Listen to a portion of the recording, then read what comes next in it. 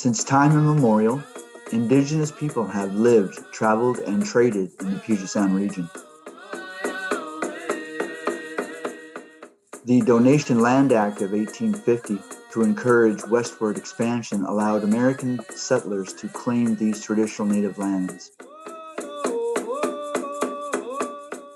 The explosion of immigration into the region that followed forced the U.S. government into a fraught treaty-making process with local tribes. The original terms of the Medicine Creek Treaty were inadequate and ultimately unaccepted by tribal leaders, resulting in war. The Indigenous Voices podcast is an extension of the award-winning Puget Sound Treaty War Panel series and Fort Nisqually Living History Museum.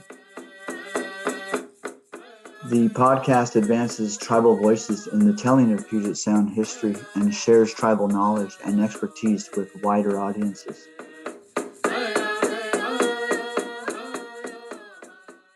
Hello, my name is Warren KingGeorge. I'm an enrolled member of the Muckleshoot Indian tribe on my father's side, and on my mother's side, I descend from the Upper Skagit tribe. Nettsie Bullchild, Nisqually Indian tribe, Director of Archives and Tribal Historic Preservation Office, tribal member and tribal elder. Haslachel, Togalapo, Deisha, Desiyaya Chulup, Brandon Reynon Titsta, Spalapups Chud, Duflalut Debati, Director / THPO. My name is Brandon Reynon. Welcome. I am the Director and THPO for the Puyallup Tribe of Indians. I'm also a Puyallup tribal member. Haslachel, Takablu Sitsta, Spalapups Chud. Good day. My name is Takablu. I'm from the Puyallup tribe. My English name is Amber Taylor. I am the daughter of Eric Bennett and Carol Taylor, the granddaughter of Ramona Bennett, Clyde Bill, Patricia Taylor, and Al Taylor. The Centennial Accord, signed in 1989, is an agreement between the state of Washington and Washington state's federally recognized tribes to improve government-to-government relationships. In this episode of Indigenous Voices, participants discuss the outcomes of the Centennial Accord and its effects on the fishing industry in Washington state, as well as the significance of consultation between sovereign governments. My perspective or my overview of the Centennial Accord, I believe was an important effort by both the state of Washington and the federally recognized tribes of Washington state. This agreement was or is designed to promote discussions that will affect all the people of Washington state. That includes the federally recognized tribes and the neighbors of those federally recognized tribes. And so this Centennial Accord is an agreement that basically says that we're going to sit down at a table and have a candid discussion and be forthright about the issues that affect our treaty rights specifically. But I also I think that it's also important to remember that we as federally recognized tribes, or as a federally recognized tribal member, I get the idea.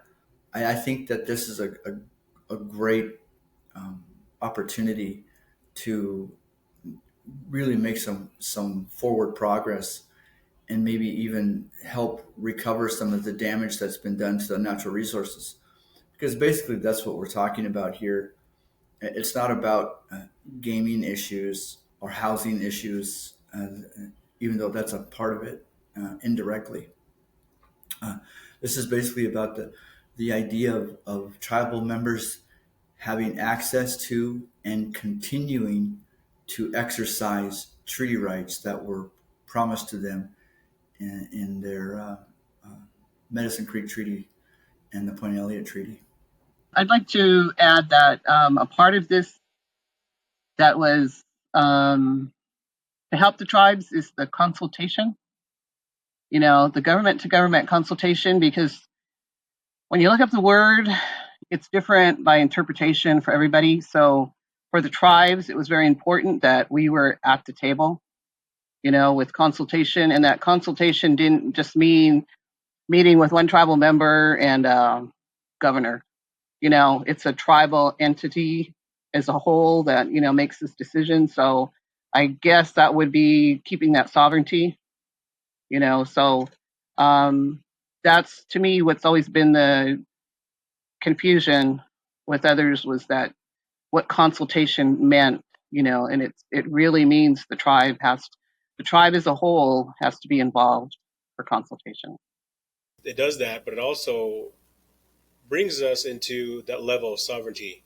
We're not just an interest group right now, and so the Centennial Accord recognizes that our level of sovereignty, and so they have to talk to us as they would any other nation, right? So we can't just you can't make decisions without talking to us first on specific issues that we may have.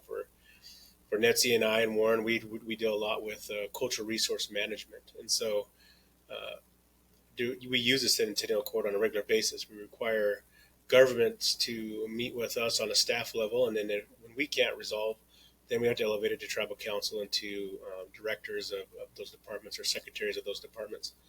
But it forces and well, I shouldn't say it forces. It implements that and solidifies that each nation is sovereign. That you have to talk to, and especially for Puyallup, Nisqually, and Muckleshoot and Squaxin, we're all intermingled through the Medicine Creek Treaty. You have to talk to each of us individually because this Centennial Accord makes it known and solidifies that each nation is individual and each nation must be consulted, and they promise to work together. And that's what we do on a daily basis here at each of our tribes using the Centennial Accord. Did the Bolt decision resolve the issue? Of course not. It did not. If anything, it kind of, especially right after, there was a lot of our tribal fishermen faced a lot of scrutiny, a lot of retaliation. The racism continued, the harassment continued. The blame for the fishing industry was already hurting, and of course, tribes are now became the reason, and so we were, by the non-tribal fishermen, we were the reason that they couldn't put food on the table. The tribes now had all the fish, in their eyes, and so all the Bolt decision was kind of make things a little bit worse for the tribes, in my opinion. And again, one of many, not just one, but many of our tribal elders talked about the treaty gave us the right to fish. There was no, in the Medicine Creek Treaty, it doesn't state a percentage, and now Bolt decision put 50%. Well, we weren't getting anything, and so I know Ramona Bennett and Nettsie Shipping Tower. For instance, they both have said 50% of nothing is still nothing. And so, what did it resolve? What was the point? If anything, it made it so that our fishermen couldn't be arrested, and that we couldn't be harassed by the state. Now the state had to back off. So was that part resolved? Sure, but between the fishermen and the tribal fishermen and the non-tribal fishermen, it didn't really do anything right off the bat. And I don't know if it's actually. Relationships have probably gotten better today. I'm not a fisherman, but I know the relationship they do work together. But we're talking 50 years later. So I'm just going to chime in and you can. Well, first off, I like to refer to the Bolt decision as US v. Washington. That's how I refer to it. United States versus the state of Washington. Judge Bolt is the federal judge that ruled in this particular case. But when let's just say you're wanting to do some research and you plug the Bolt decision into Google or whatever search engine that you're using, you can pull up University of Washington's law library, and you can see all of the cases that have come since then and even predated the Bolt decision. This is still something that we're fighting today. This is an ongoing legal battle today for fishing and shellfish, and it goes on all the way into the 2020s. This is not it wasn't like the Bolt decision came down, US v. Washington, then the appeal happened, and then everything was settled. There was a lot of unclear, a lot of folks were unclear. I know the Steelhead co-management, all of the sports fishermen, they wanted clearer information. We wanted clearer information. So it didn't end there. It wasn't like this all happened and that was the end all be all and you get 50, we get 50, and we're going to just co-manage and it's all going to be magical and all of a sudden we're going to have great relationships, right? Because we've been like this for decades, going against, fighting against each other and just had this legal battle. It didn't just solve and resolve everything. There was still a lot of things. And if you look back into old newspaper articles from that era, there is a lot of unrest. There's a lot of people that really didn't have an understanding of what was going to happen next.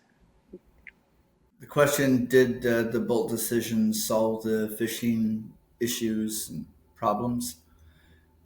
My response is no. But what it did do was verify or re-verify, right, after the appeal of 1979. In 1974, like Amber said, the Bolt decision affirmed and verified that the tribes do have a vested interest in this natural resource. So essentially we won that, right? The tribes won that decision. And so that court case was our victory. But it came with conditions, right? So and there were several issues that were left unresolved. And so you heard Amber reference those court cases, and that court cases still continue to this day. Because Bolt didn't decide of the 50% that each side is to manage, he didn't give us anything, there were no details on how much of that 50% each tribe gets. And so there's an intertribal issue that needs to be worked out. There's also, I would imagine, I can't imagine that the non-tribal fisheries, that their conversations are any easier, because they have to decide what to do with their 50% and how it's allocated, who gets what and how much. But you also have to remember that salmon don't know that they're Muckleshoot raised or Puyallup raised salmon. They're salmon. They have one job to do, and they're going to do it. By golly, they're going to go out to fish, swim out to Alaska, grow and get big and mature, and swim back home and reproduce. And so, we've got to have some pretty candid discussions on with all those tribes that intercept those salmon that are migrating both out to Alaska and back home from Alaska, from the Bering Sea. So, and those fishermen out there, the salmon are not marked tribal versus and non-tribal salmon, right? So, these management questions is what it boils down to, because that was part of the prescription that when Bolt made his decision that, now that now that you've inherited, or now that we've reaffirmed or we've confirmed your responsibility, we've confirmed that we get half the fish, but now we got to manage it. And so we need to, the tribes had to come together and have these discussions. And some tribes are real humble tribes, right? In those days, in the 1970s and early 70s, we were still dealing with outhouses, and there were houses that didn't have water, and so it was like a third world country here. Growing up in Muckleshoot, it was a pretty rough place. And the dental clinic was run out of a single wide trailer, and the medical was subpar and even questionable at times. And so we were. It was a pretty rough place here in growing up here, that I got to witness And so that entails what we inherited was, I guess, a management opportunity. And some tribes just did not possess the resources to put together a management team. And I think that's where the Northwest Indian Fish Commission comes into play, to help these tribes who did not have the resources to have a dedicated team, a dedicated management team to natural resources. And so Northwest Indian Fish Commission was kind of almost like a subcommittee that would be able to help provide data, right, which is one of the prescriptions that's mentioned in the Bolt decision. In order for us to sit at the table, we need to know what we're dealing with. And so, and that's basically numbers, information, data, fish catch, bycatch, etc.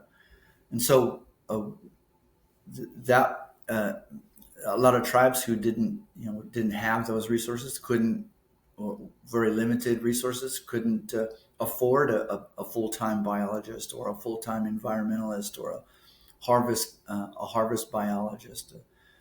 And so that's where we really leaned on our neighbors for help, and leaned on the Northwest Indian Fish Commission for assistance. But that was part of the I guess the big challenge after following Bolt decision, was being able to sit down at a table and get familiar with the buzzwords and the buzz terms when you're talking about fisheries, and you're talking about terminal fisheries, and you're talking about bycatch, and and you even have to learn how to define the difference between ceremonial and subsistence fishery and a commercial fishery. And so you start to learn all these terms, and being able to sit down at a table and talk with somebody who is familiar. And so you got to be forthright. You've got to be honest. You have to be able to sit down with confidence and say, look, these are our numbers. This is the numbers that our fish technicians came back with, and we predict the run to be this size, and this is what our allocation is for this season's chum run, or this season's coho run. And so those were some of the challenges following the Bolt decision, and it goes even further from there. And we haven't even talked about the environment yet. We haven't talked about water quality and water quantity, and how much the dams are holding back, and how much water the cities are taking from these river systems, and to service these huge developments and urban sprawl. So you've got a lot of factors involved here, and so we've got to put together a pretty interesting team of people who provide data and provide information for our Fish Commission to be able to go and sit down with the state to have conversations, very specific conversations about numbers. And it got real interesting. The learning curve was interesting in those days, in the early 70s. Some of those conflicts following the Bolt decision are related to those factors. I agree with everybody, but one of the things I feel is nobody anticipated the long-term effect of the Bolt decision. So by that, what I'm talking about is, we're looking today, they'll come in, on our schedule here, these other cases. Okay, now you get all these other cases that are coming in, and guess what? Now the tribes have to deal with them one at a time, but it did set up, when they first did the Bolt, they had the task force, that came together and went over all this stuff. But at that time, you were only dealing with Bolt. So now you haven't looked at the long term of, okay, now we're going to go through the years, what's going to happen. And so in essence, we're always having to revisit that. It did a little bit of helping these judges, because as you see in these cases, a lot of them refer back to the treaty, and what the agreement was. as opposed to back in Bolt's time, he really had to just, okay, this is what it says and this is what it does. So it's set up for these judges to use that as an example of how some of these decisions should be made, because there is no perimeter on, like the shellfish beds. There's ancestral shellfish, versus, so I see that in some of these cases where they're talking about you're not supposed to take in common with, non-Indians. But if that was an ancestral place before that person bought it, it was an ancestral place. So things like that have come into play that weren't even thought of when Bolt made this decision. And now all of this is coming down that the tribes now have to still go back to court and and work on all of these, and it's not just it's the fishing, but it's also the hunting, the shellfish, the gathering. Nisqually's just gone through where we had Greg Bouchard write a book on gathering, how they gathered on Mount Rainier, because it was oral history taught that, there was nothing in writing. And so all of these environmentalists and all that think, oh, they weren't there at the mountain, they didn't do all this stuff. So because of that, like you said, now we're going back, having to case by case of things that are in the treaty. We have to go back now individually, because the Bolt decision just didn't fix all of it, like the long term or everything else. It just the treaty says hunting, fishing, and all of this, but it doesn't say specific, and like I said, when we're talking about, I keep saying it's ancestral lands, that there's a lot, it's all over. It's not just because Puyallup's in Tacoma, Nisqually's in Olympia, it's not that, and it's getting non-Indians to be aware of that. Like I said, I feel that's what we're here for, is to make that awareness that all these things did happen.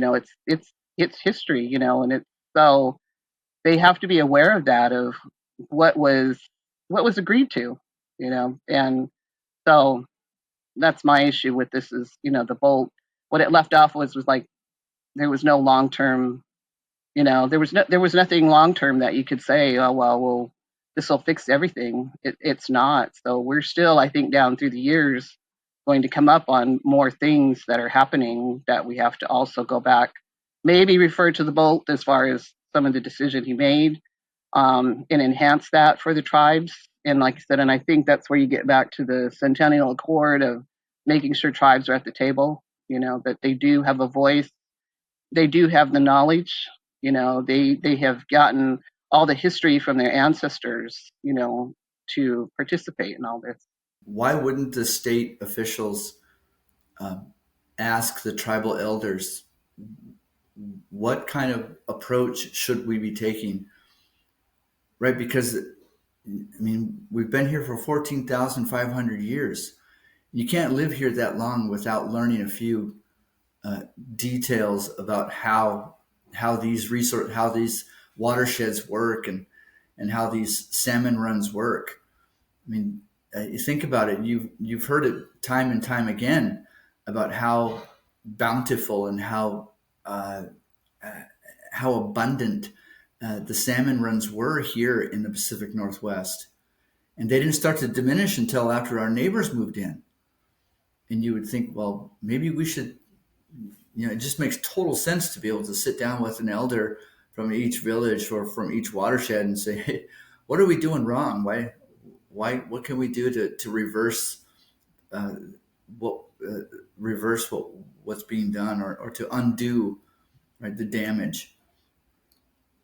It does make total sense. It seems like a simple solution, but maybe pride got in the way, or maybe nobody wanted to. It wasn't. Maybe there wasn't even like in today's meetings. It's often you can tell when someone's kind of backwards, or they're afraid to say something, or even mention certain topics in a meeting. And non-natives are real careful about what is being said at meetings, because they're afraid that that they're going to offend somebody, or they're afraid that it might lead to a lawsuit. Or it's crazy how some of these meetings go. Nowadays, they're real careful about word selection, phrase selection, and even worried about taking out of context. But I think that would have been probably a pretty simple solution if Weyerhaeuser would have sat down with a couple of our elders, or if the cities who put dams on their river systems, if they would have maybe just had a cup of tea or a cup of and a piece of pie with a couple of elders and say, hey, should we put a dam here? What's going to happen? No one consulted anybody in tribes back in those days, right? So there was, they were more concerned about making it convenient for their for the non-natives. That was the major concern. And so I get it. I think it's a valid I guess position to that one. You wonder why. That's that hindsight. It's 2020, right? We always, we should have done it this way. We should have done it that way. And I don't know if the panel, if you're old enough or if you remember, but I remember growing up on Green River. One time we were, I don't remember what we were doing. I think it was a Sunday drive or a Saturday drive, and we were driving down Green River, and there was a bunch of people in what we call it's the Kita Creek. We call it Chum Creek, and there were people in the creek, and they were pulling out huge pieces of wood. They were pulling out logs and branches. They were removing all of the woody debris from the creeks because biologists, non-native biologists, had for some reason thought that was impeding the fish, that it was doing damage. It was preventing salmon from reproducing. It was preventing salmon from spawning. And so the state hired all of these people. The Washington State Department of Fish and Wildlife hired people to actually go into the streams and pull out what's called large woody debris. LWD is what it's called on the survey forms, to remove it. And there was no consultation for that effort. They didn't ask the tribes about this. This is just something that some scientists, some biologists figured, well, let's try it and see if it helps the salmon. It was the exact opposite of what their goal was, and it was more damaging than helpful. Because that large woody debris have a purpose. They have they're there for a reason. With that list goes on, and the benefits of having large woody debris in streams is crucial to salmon. They need it, just the same as we do. But you look at there's articles in different tribes, different states, but that a lot of them are now, and I say it lightly, listening to what tribal people are saying. How we used to burn the fields, how we used to, so now with all of these tragedies or, hurricanes, storm, all these fires, they're finding, oh yeah, those tribes are right. They were right in what they were doing and what they were teaching, and it's kind of one of those things like, well, you should have listened in the first place, but until all of this happens, and then they start experimenting, and same thing. They've tried the fish weirs, the way it used to be. I mean, there's so many things that they look at all this stuff that tribes used to do, and they're like, well, yeah, that works, and it's happening at all reservations. These tribes are bringing back, like even some of them, the camas, that's a big thing, and now they're realizing if we leave it alone, here it comes, and the tribes tried to tell them to do that before, and they didn't listen. So with that, they also say you get back the animals, because once you wipe out their natural habitat, they disappear. So it's trying to get all of that back. So you get back all of these, like I said, all the animals that were used to being around, and, get all of that back. And now, like I said, they're trying to listen, but it's almost like it's a new idea. It's like, no, it's been there for years. They knew what they were doing back then. The U.S. government has a habit of saying I'm right, and like Warren was saying, like for instance with the woody debris, there's probably some scientists back east who's never even been out here that gave the recommendation to move it. Right? They want to listen to the tribes. So the U.S. government has a habit of doing that. Like they'll rely on themselves before relying on people who actually know. And then when they do realize, oh yeah, we probably should have listened to the tribes, they come up with these contracts, they come up with these agreements, or in this case, they come up with an accord and give it a fancy name. And now it's their idea to come together and let's listen to the tribes. And that's how they put it. And so this Centennial Accord, for instance, is one of those agreements that the tribes have been telling you how to do stuff. So in order to make us now listen to the tribes, we're going to come up with an agreement, and now we're going to do consultation, and now we can start listening to the tribes, and now we can start implementing what the tribes have been telling us for 150 years.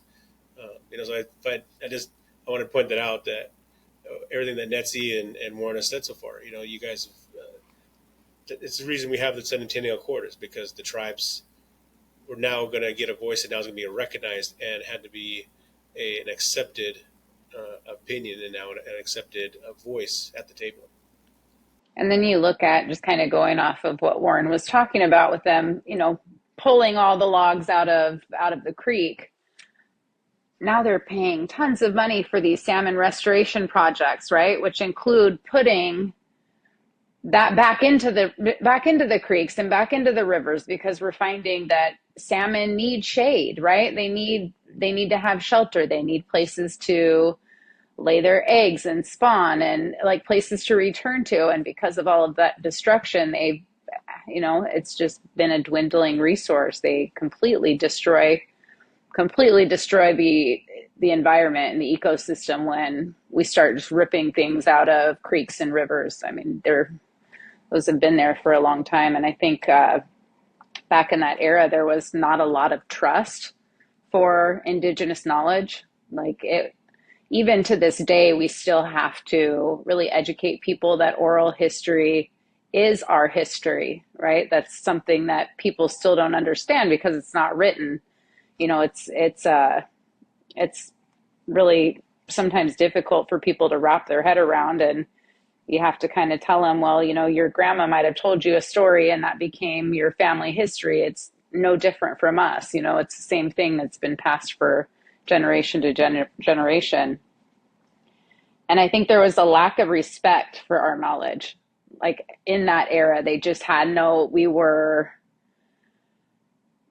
you think of the racism that was happening, the stereotypical drunken, dumb Indian, right? I mean, that was really what many people in our community thought of our people. And it's a sad thing. But to kind of come full circle and now have the knowledge that we've shared all along being put to use, and like Brandon said, it's all of a sudden their great idea. And the Centennial Accord, that was 1989. So how many years even after the Bolt decision? So how many years had the state of Washington and the biologists and all these folks tried to figure stuff out before they finally said, oh, we probably should come to the table. Let's figure, let's see what they have to say. So it wasn't like an immediate reaction. So Amber, like your comment about they're having to pay all this money. The Nettsie, Warren, and myself, we get them on a daily basis about all these projects, and now they're putting all these restorations back in.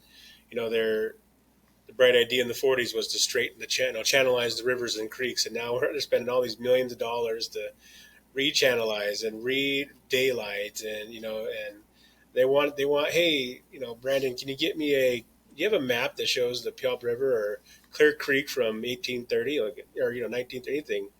Yep, sure do. Why do you want it? Like, oh, well, we're trying to put it back. I'm like, well, why'd they do it in the first place? Like the tribes are telling you back then, don't do this. And so we see that on a daily basis where they're trying to fix it now and having to put all that money into putting it back the way it was. It's all like the tribes told you back then, just let nature do its thing, and we're better off that way. And that's the other knowledge, tribal knowledge is, there was villages on these sites. why would we put a village there? It sustained us, whether it was a temporary or permanent.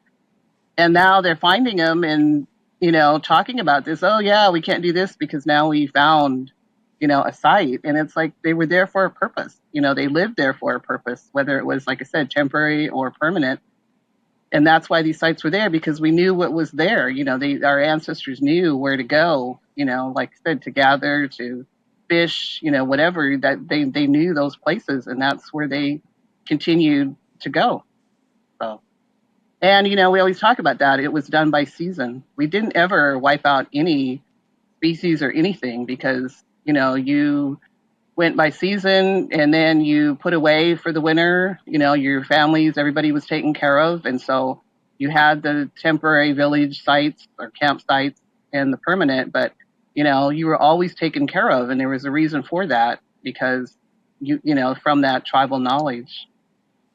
But see, I think it gets back to the treaty. Remember, I keep saying the treaty caused all the problems. Before the treaty, tribes never had these issues. We took care of each other, because you intermarried. So of course, we're not going to go after Brandon's wife if he marries a Nisqually, but I mean, that's the kind of stuff that happened. And just like you were saying, if there wasn't good hunting on the Yakima side, they came over and we accommodated.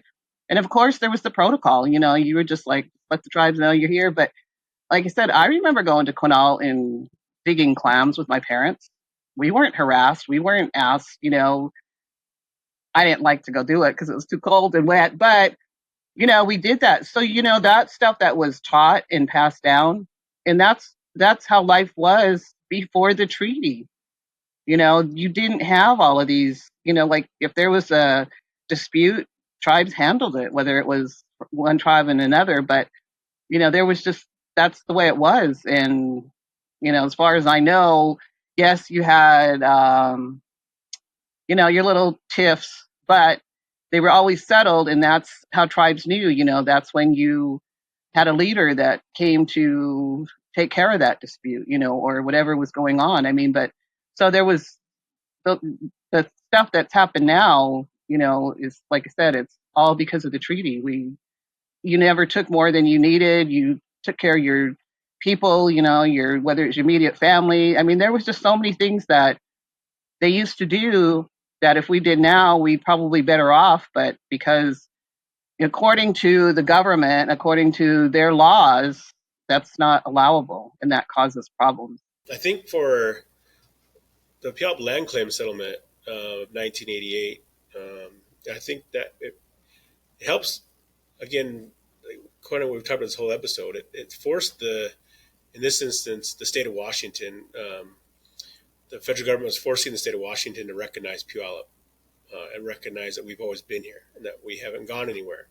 The city of Tacoma was bound and determined to say that Puyallup didn't exist anymore. And yet we were everywhere. We were here. We had our sovereign government. We were continuously working and fighting for our inalienable rights that we received by being native and being the original inhabitants of this land. And so the settlement, was the first time where the U.S. government had to recognize that they had wronged, they had violated the Medicine Creek Treaty, that they had removed us from lands that they had stolen land, that sort of thing. And so, so that in terms of this episode, it recognized that Puyallup existed. It recognized that we were wronged, and that we were a sovereign nation that you had to listen to and consult with. Now we had the jurisdictions that had been established since the Medicine Creek Treaty, like City of Milton, City of Five, City of Tacoma, City of Puyallup. They all had to now consult with us. And really, what you see then right after is the Centennial Accord, which follows kind of the same grouping that we all did, or that the Medicine or the Puyallup land settlement did. It required consultation. It required Puyallup to be at the table for a City of Tacoma or a City of Milton or a City of Five project. They had to be consulted with. They had to be given that equal voice, and it had to be considered. And nothing could be done without consulting the Puyallup tribe, especially for the City of Fife, being that the entire City of Fife is within the Puyallup Reservation. And so land claim settlement really kind of set the tone and kind of set the parameters for the Centennial Accord, in my opinion, because they all kind of follow. The settlement first and then the accord second. But Brandon, don't you think that should be taught in schools? Absolutely. Yeah. I think that's the part that is missing because they just assume, I'm going through newspaper articles in my archives, and that's what I ran across. And I'm like, okay, let me read this. What the newspapers focused on was the check. Yeah. The tribe got these checks. And then you have to read down maybe a lot of ways for it to talk about what this meant, and that's what the part that I don't like, because that's the misinterpretation of them thinking, oh, they all just got money out of it, and they were trying to take this away and take that away. There wasn't the understanding, this is this was Puyallup's ancestral lands, this was, that's the stuff that I think, I so want, to be taught in schools to understand this was a part of history, Fife, Tacoma, Milton, all these places, it's like you wouldn't be existing, but they don't teach that in school, as a history lesson. So part of the land claim settlement, when we actually settled with the local cities, the private people, the federal government, it was a package deal, right? And so it was approximately $162 million. And you're talking about, in that era, we were broke.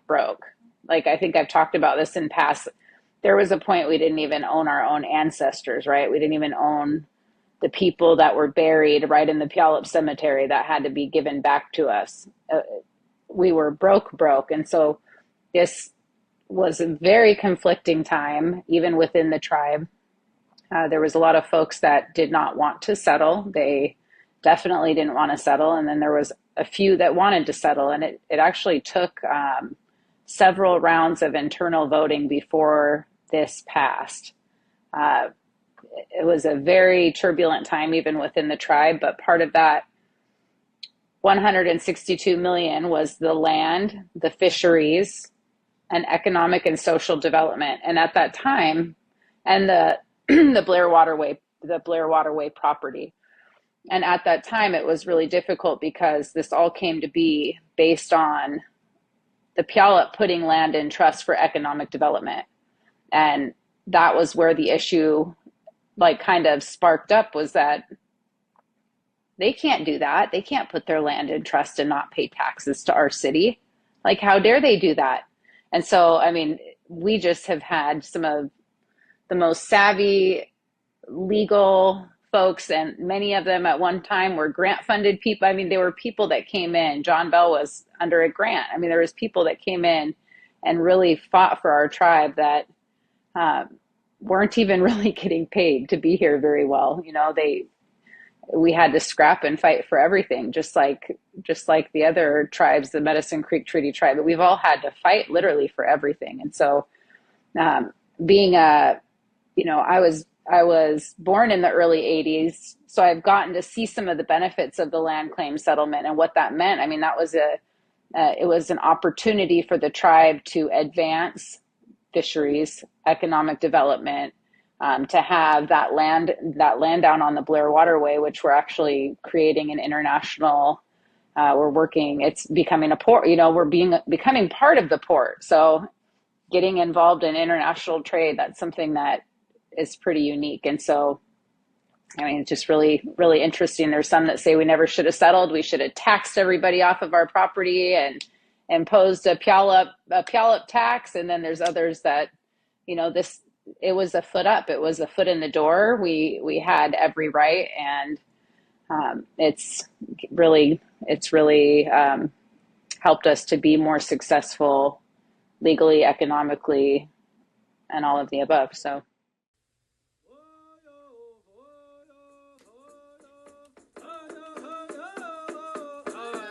Hey Shaba, Hisquo, for joining us for the Indigenous Voices podcast. Indigenous Voices is available wherever you get your podcast. Follow and subscribe at fortnisqually.org. This podcast is generously supported by the Pierce County Historic Preservation Grant, as well as representatives from Puyallup, Nisqually, Squaxin, and Bullchild Opsh. Music by Vincent Johnson, Nooksack, Lummi, and Nishani Johnson, Jamestown Sklallam, Lummi.